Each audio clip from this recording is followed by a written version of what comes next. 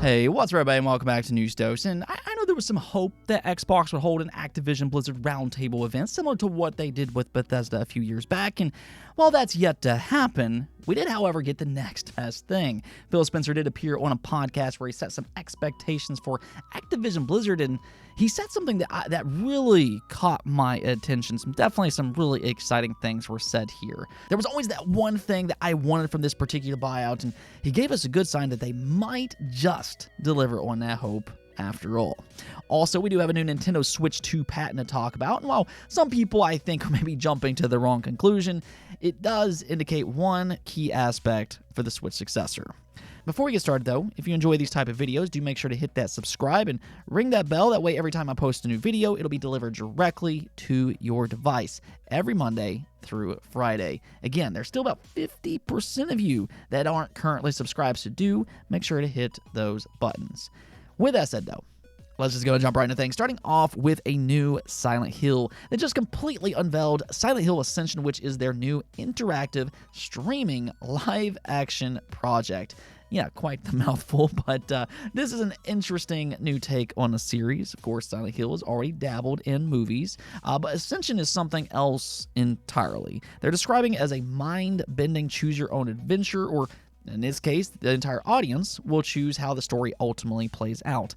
Now, I'm not exactly sure how that's going to work just yet. Kind of sounds similar to Twitch Plays in theory, but I mean, we're going to find out starting October 31st together when the first episode premieres across a number of different devices. You'll be able to steer the story on Google Play and iOS devices if you want, and you'll also be able to watch it on Sony Pictures Core, which is now available on PlayStation. So, hey, if you are a big fan of the Silent Hill series, this maybe could be a fun adventure to kick off a brand new wave of Silent Hill projects. You do have to remember that this is just the first of several new Silent Hill projects, and hey, could be a cool way to spend Halloween as well.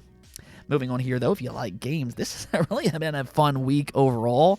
Reviews came out a few days ago for Spider-Man 2. Sounds fantastic, as a 90 overall score on Metacritic. That is actually Insomniac's first 90 since 2004, so big congrats to them. But even with all of that, it's actually not the highest reviewed game for this week, or even the highest reviewed game that released that day, because, well, Nintendo, they had something to say about that with Mario Wonder. Two great games on the exact same day. Like I said, fun times. And check this out. Here comes another legitimate Game of the Year contender, because Mario Wonder has a 93 overall score on Metacritic with 80 reviews as of this recording. I mean, most critics are describing it as a wonderfully imaginative game with a fresh spin on the 2D Mario franchise. The new Wonder mechanics apparently is even more creative than what Nintendo has shown us thus far, and it just makes every single level a surprise and a joy to play. Honestly, though, I'd kind of recommend going into this game without watching a lot of footage. That way you can kind of go into this game not knowing all of the different Wonder mechanics that will possibly surprise you as well. Now, that's just my opinion, but the one complaint that I have heard from a few people is that Mario Wonder is a little bit on the easier side of things. So if you were maybe wanting more of a challenge, that might be a little disappointing. But at the same time, I've also heard some of the later levels are quite difficult. Now, those might be optional levels. I'm not entirely sure just yet, but you can see here posted by Andy Robinson from VGC, and he said, there's one late Mario Wonder level that took me 4 hours to beat. It was so difficult that I literally turned the console off at one point, then came right back the next day and persisted until it was done. Magic. So, I mean, you can kind of take that as you will, but for somebody like myself that wants to be challenged, I'd say that this is a pretty exciting comment, in my opinion. Let's go talk about Xbox here for a moment, though, because Phil Spencer appeared on the official Xbox podcast where he discussed the Activision Blizzard acquisition and what's next with them under the Xbox umbrella.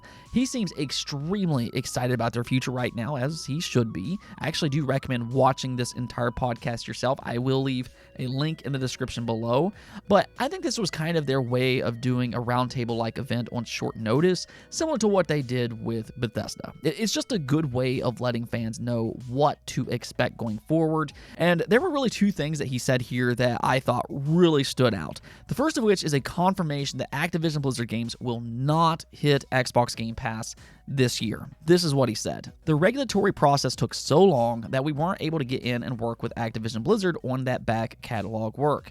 Now that the deal was closed, we're starting that work, but there is work. I think the Activision Twitter handle did put out something that talked about 2024, and I think that's accurate. I would love it if there was some kind of secret celebration drop that's coming in the next couple of weeks. There's not. Now, he continued on to say that the uncertainty of the acquisition did play a part in this.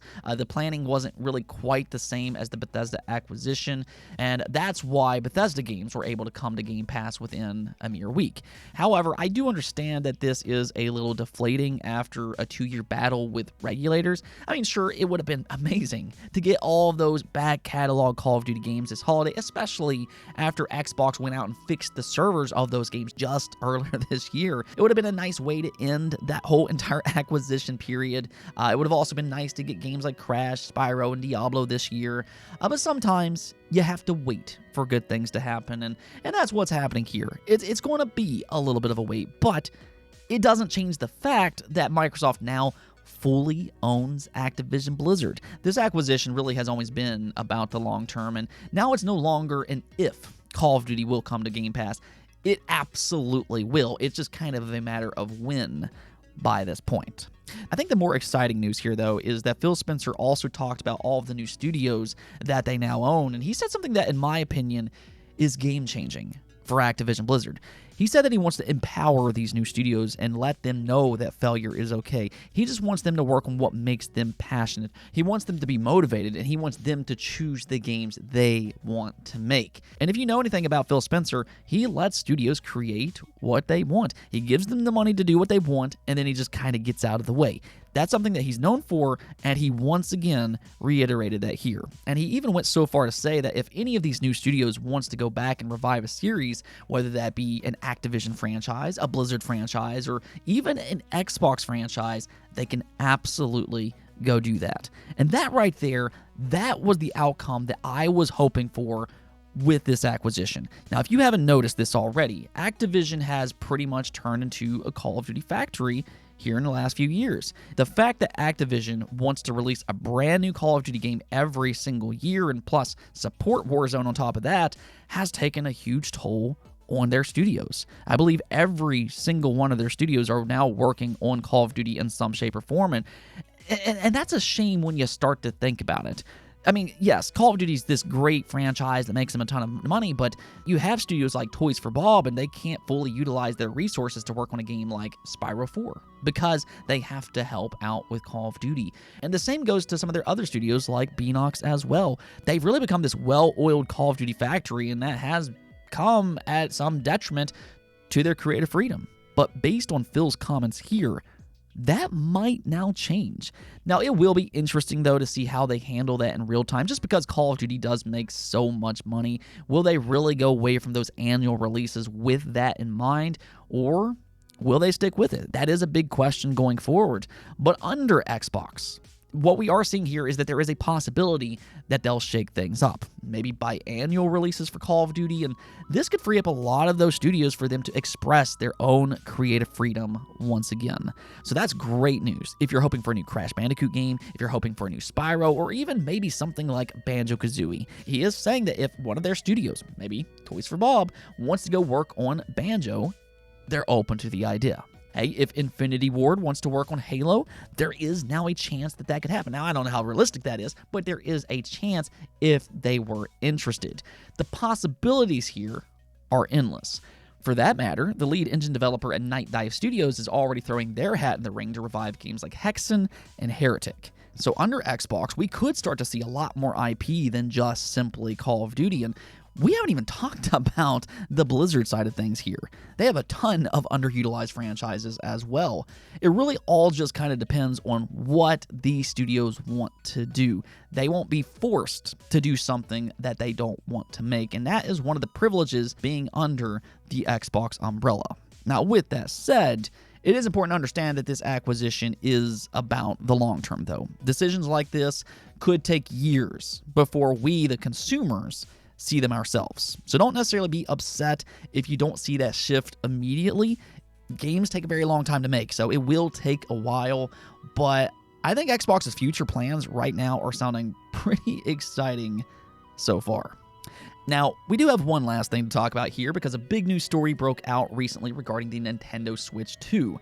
Apparently, a new patent was spotted online, which includes pictures and Now, some people are jumping to the conclusion that this here is the new look for the Switch successor. I've seen some people claim that they're concerned about this new supposed direction that Nintendo is taking. I mean, there's only one analog stick in this drawing. Who wouldn't be concerned about that? And I mean, okay, this is a pretty simplistic drawing, but let me go ahead and stop you right there. At the end of the day, this is just a patent and nothing more. And oftentimes, they do simplify drawings in patents because that's not really the point of the patent itself. They're just trying to explain their pitch on whatever the patent is describing. And in this case, it appears to be about its button layout, which could give them a little bit more leeway in how they design the successor. You can see here they say to make the portable gaming device more compact or to increase the area of the display, there's room to improve the button placement of the portable gaming device. And that's what they're trying to do. They're looking to improve its layout, and that, in return, could give them more space to add a larger display without significantly increasing the size of the overall device. Now, we've already heard rumors that the Switch successor might have a bigger screen. This is not the first time. Possibly 8 inches, which is a rather big increase, and this patent, in a way, does kind of lean into that idea. Now, at the end of the day, though, like I said before, this is still just a patent, so there's really no guarantee on anything here. But if this does come to fruition, the Switch successor, yes, could have a bigger screen, and the layout for the buttons could be a lot different than what we're seeing on the current Switch model as we know it. But what you need to understand is that if you've seen these drawings online with some claiming that it's the new possible look for the Switch 2, it's not. You can rest easy. It's just a simplified drawing trying to describe something else. Let's go take a look at the poll of the day, though, where I asked you, well, what Xbox franchise would you like to see Activision Blizzard work on? This is an idea that Phil Spencer is seemingly open to, and, well, looks like the winner here is Banjo-Kazooie. I mean, us Banjo fans have been wanting a new game for such a long time. We've been wanting a revival for well over a decade by this point. And now, honestly, this is the perfect time. Xbox now owns the same studios that brought us games like Crash Insane Trilogy, Spyro Reignited, and Crash Bandicoot 4. All three, by the way, were absolutely excellent. They own Toys for Bob and Vicarious Visions, which is now Blizzard Albany. They also own Beanox, which worked on Crash Team Racing. So they own studios that have the pedigree to revive Banjo-Kazooie if they want to. Now that right there is kind of the key thing. I mean, it really is just up to these studios, but if they wanted to, they could first start off with a remake for the first 2 games, and then after that, they could finally make that third game that fans have always dreamt of. This might actually become a reality so long as there's interest within Activision Blizzard. I mean, we'll have to wait and see about all of that, but I've been crossing my fingers for over a decade, and I'll continue on until we finally get a new Banjo-Kazooie game. Anyways, though, that's it for this episode, but if you liked the video, don't forget to bell notification and subscribe button for more content just like this. Also, if you'd like to support the channel through Patreon, thank you for making this content possible. Peace out.